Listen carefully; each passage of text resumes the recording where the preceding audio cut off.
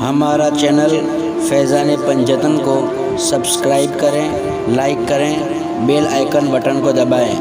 الصلاۃ والسلام علیک یا نبی اللہ صلی اللہ تعالی علیہ وسلم۔ حضرت عبداللہ ابن مسعود رضی اللہ تعالی عنہ سے روایت ہے کہ رسول پاک صلی اللہ تعالی علیہ وسلم نے ارشاد فرمایا، زمین میں مسجد اللہ تعالی کا گھر ہے، اور بے شک اللہ تعالی نے اپنے ذمہ کرم پر لے لیا ہے کہ اس کو بزرگی عطا فرمائے جو اس کی بارگاہ میں حاضری کے لیے مسجد میں آتا ہے۔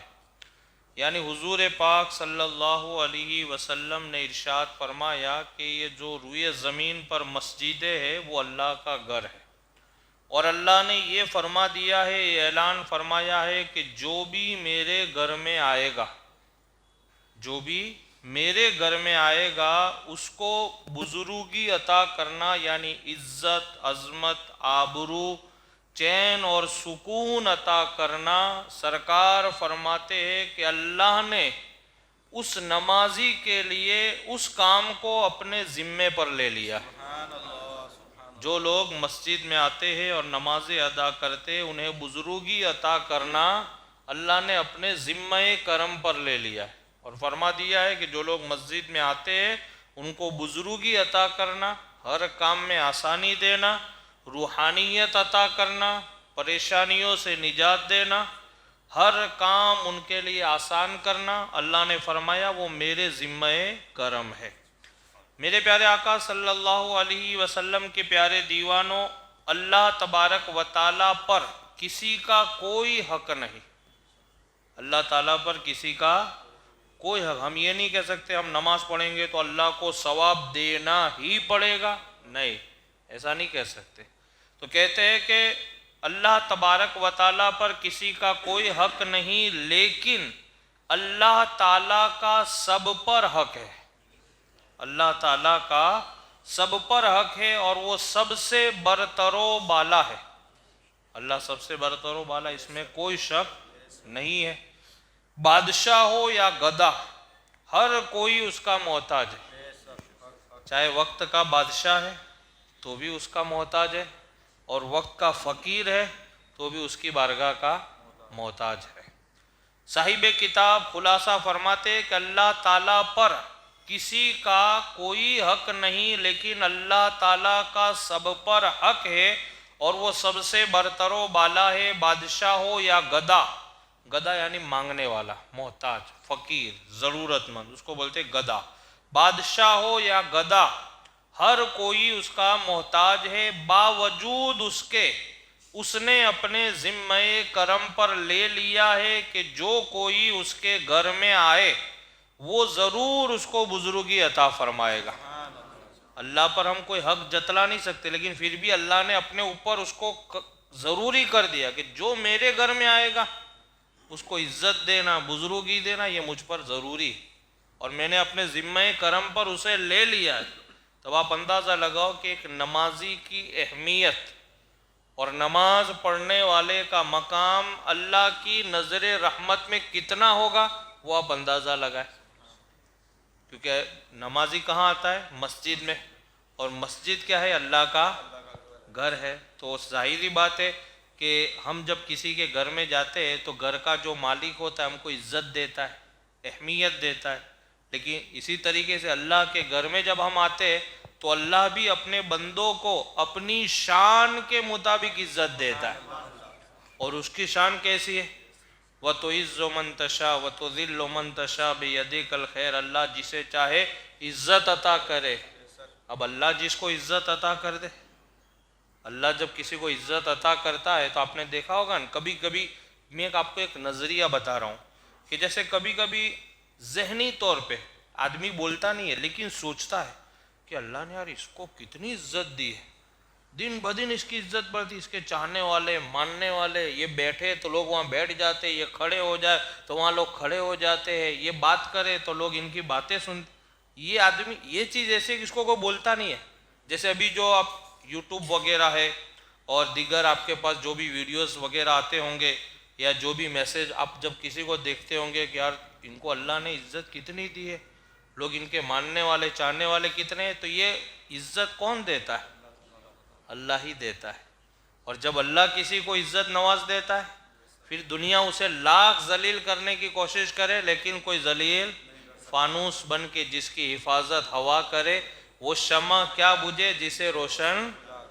जब अल्लाह ने रोशन कर दिया है, जब अल्लाह ने आपको नवाज दिया है, जब अल्लाह ने आपको दौलत दी है, जब अल्लाह ने आपको कोई रुतबा अता किया है, तो फिर आपसे वो कोई छीन भी नहीं सकता है। इसलिए हमेशा हर काम और अपनी हर ज़रूरत अल्लाह की तरफ मंसूब करो। किसी इंसान के ऊपर तो एतबार करना ही नहीं चाहिए। हमेशा एतमाद, भरोसा, तवक्कल किस पर होना चाहिए? सिर्फ। और मेरे आका की हदीस से पाक है, जो इंसान दूसरे इंसान पर अपने एतमाद, भरोसे को अगर वो लगाता है तो एक दिन वो जलील हो जाता है, परेशान हो जाता है। क्योंकि हर इंसान दूसरे इंसान की ज़रूरतें पूरी तो कर नहीं सकता है। जैसे मैं हूँ और मुझे कुछ पैसों की ज़रूरत है, तो मैं आपसे किसी से मांगूंगा तो आप मुझे कितनी बार देंगे? 1 बार, 2 बार, 5 बार, 10 बार, हर बार तो आप मुझे ज़रूरत पूरी नहीं। अगर मैंने आप पर एतमाद कर लिया है तो एक दिन मेरा एतमाद टूटेगा। लेकिन मेरा माबूद और मेरा खुदा वो है जो एक बार नहीं, बार बार नवाजता है। एक बार नहीं, बार बार बंदे को नवाजता है। उसके खजाने में कोई कमी नहीं। किस चीज़ की कमी है? मौला तेरी गली में, उकबा तेरी गली में, दुनिया तेरी गली में। तो इसलिए अल्लाह ताला का ख़जाना बहुत बड़ा है जो कभी ख़त्म होने वाला नहीं है। तो इसलिए हर आदमी अल्लाह का मोहताज है, लेकिन अल्लाह ने फिर भी नमाजी के लिए अपने ऊपर ज़िम्मा ले लिया है कि अगर कोई मेरे घर में आता है और सजदा करता है तो उसको बुजुर्गी अता करना मेरा काम है और मेरे ज़िम्मे पर है। अपने बोलते हैं भाई आप टेंशन मत लो, ये काम मेरी जिम्मेदारी में आता है, तो हम मुतमईन हो जाते हैं।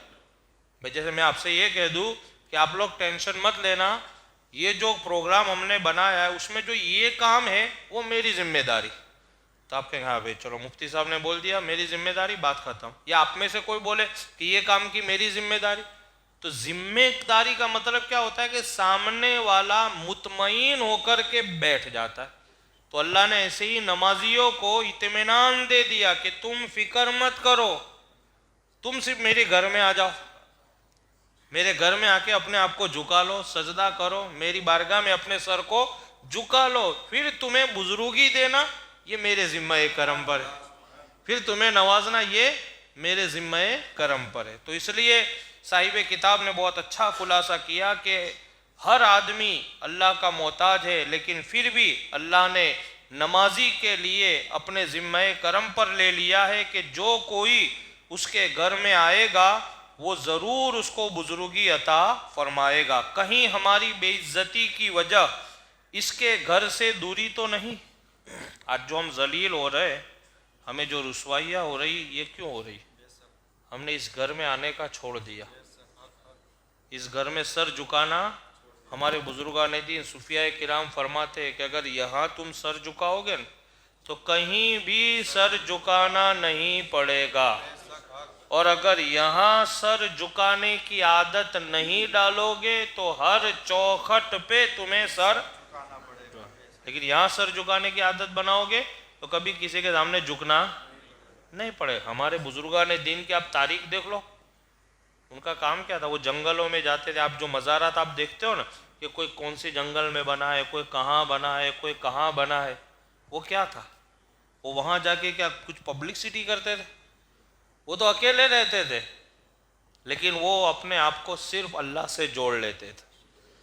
बस अल्लाह का जिक्र, अल्लाह की बारगाह में अपने आप को मसरूफ़ अमल रखते थे, अपने आप को अल्लाह की तरफ मुतवज्जे रखते थे, और अल्लाह की तरफ मुतवज्जे होकर के अल्लाह उन्हें अपने से इतना करीब कर देता था कि फिर वहाँ लोग उन्हें ढूंढते हुए आया करते थे। اور وہ تو حیات کی بات کرو، دنیا میں جانے کے بعد بھی آج لوگ ڈھونڈتے ہیں۔ آج ہم اور آپ مزارات ڈھونڈتے ڈھونڈتے جاتے ہیں کہ نہیں؟ کوئی ہم کو بتا دے کہ بھئی فلاں جگہ میں جنگل میں ایک بزرگ کا مزار ہے، تو ہم ڈھونڈتے ہوئے جاتے ہیں کہ نہیں؟ حالانکہ اب تو ان کا ظاہری حیات بھی نہیں ہے، لیکن پھر بھی ہم جا رہے ہیں۔ تو آخر وجہ کیا ہے؟ وجہ یہ ہے کہ انہوں نے اپنے آپ کو اللہ سے قریب کر لیا تھا۔ اور آج ہماری جو بے عزتی کی وجہ ہے وہ یہ ہے کہ آج ہم اس گھر سے دور ہو، جہاں سے عزت ملتی ہے وہاں سے ہم دور ہو گئے، اور جس جگہ سے عزت نہیں ملتی ہم نے یہ سوچا کہ یہیں سے عزت ملے گی، تو عزت وہاں ملتی ہی نہیں، کہاں سے ملے گی؟ بہرحال اے عزت کے طلبگاروں، اس کے وعدے پر بھروسہ کرتے ہوئے اس کے گھر آ جاؤ۔ اللہ کا وعدہ ہے میرے گھر میں آؤ گے تو میں تمہیں بزرگی عطا کروں گا، میں تمہیں عزت عطا کروں گا، اور ایسی عزت ملے گی کہ جو کبھی جائے گی۔ آج ایک انسان میں اور آپ یا آپ مجھے عزت دیں گے تھوڑے ٹائم کی، کچھ وقت تک، کوئی اور اس کی کوئی مدت بھی مقرر نہیں، یا تو میں بغاوت کر بیٹھوں یا آپ بغاوت کر بیٹھو۔ اور ہم تو ایسے ہیں کہ اگر تھوڑی سی بغاوت پہ آ جائے تو ہزاروں ایپ کھول کے رکھ دیتے، لیکن میرا معبود جب عزت دیتا ہے تو پھر انسان آپ سے لاکھ بغاوت کرے لیکن آپ کی عزت میں کوئی کمی نہیں آتی ہے۔ اللہ سے دعا ہے کہ اللہ رب العزت مجھے اور آپ تمامی حضرات کو نماز با جماعت ادا کرنے کی توفیق عطا فرمائے۔ ان